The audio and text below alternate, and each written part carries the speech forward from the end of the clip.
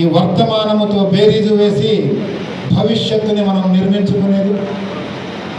చరిత్ర అనేది మర్చిపోతే ప్రజెంట్ వర్తమానం ఏంటి అనేది మనకి దాంతో కంపేర్ చేసుకోవడానికి ఉండదు, భవిష్యత్తు ఏంటి అనేది ఉండదు.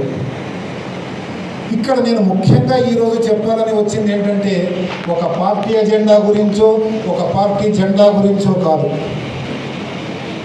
నేను ఒక బాధ్యత గల పౌరునిగా మీకందరికీ కూడా నా మొట్టమొదటి విన్నపం ఏం చేస్తున్నాను అని అంటే, నా ఒక్కడితో ఏమవుతుంది అనేటువంటి ఆలోచన మానేసి నా ఒక్కడితోటే అంతా అవుతుంది అనేటువంటి ఆలోచనకి వచ్చి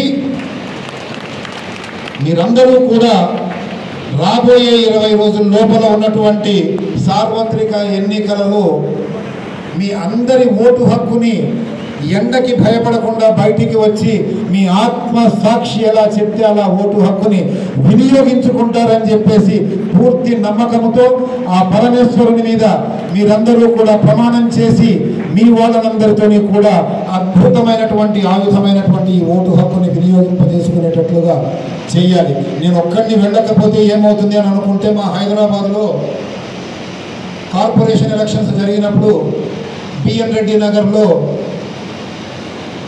రామ్మోహన్ గౌడ్ గారి సతీమణి 8 ఓట్ల తేడాతో ఓడిపోయారు. వాళ్ళ అబ్బాయి కూడా నామినేషన్ వేశాడు, ఆయనకి 12 ఓట్లు వచ్చాయి. ఆయన వేయకుండా ఉండుంటే ఆవిడ కార్పొరేటర్ అయిపోయేది, ఆ 12 ఓట్లు ఈవిడకి పడేది. ఇలా 1-2 ఓట్లతో కూడా మనము కలలుగన్నటువంటి మన సామ్రాజ్యాన్ని మనము కోల్పోతాం. కాబట్టి ప్రతి ఒక్కళ్ళు కూడా మీ ఓటు హక్కుని సరిగ్గా ఉపయోగించుకోండి.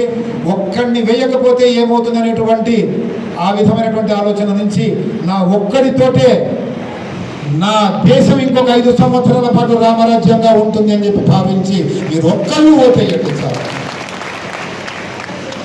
పరమేశ్వరుడు ఆయన పాదాల వద్ద జన్మించినటువంటి మీరందరూ కూడా ఒక సామెత వినే ఉంటారు, శివునాజ్ఞ లేకపోతే చీమ కూడా కుట్టదు. అంతేగా? అవునా కదా చెప్పండి. అలా మీరు చెప్తూ ఉంటే నాకు ఉత్తేజం వస్తుంది, మీరు వింటున్నారనే నమ్మకం వచ్చి ఇంకో 4 మాటలు ఎక్కువగా మాట్లాడాలని అనిపిస్తుంది. అలా పరమేశ్వరుడి అనుమతి లేకుండా ఎవరు ఏది మాట్లాడరు, ఎవరు ఏది చెయ్యరు, ఎవరు ఒక అడుగు కూడా ముందుకు వేయలేరు. ఇది మన సనాతన హైందవ ధర్మములో ఉన్నటువంటి పూర్తి స్థాయి నమ్మకముతో కూడుకున్నటువంటి మాట. దేవుడున్నాడా లేడా అనేటువంటి ఆలోచనలో ఉన్నటువంటి వాడు, దేవుడు లేడు అనేటువంటి నమ్మకములో ఉండేటువంటి వాడు, దేవుడు ఉండడు అని చెప్పి కరాఖండిగా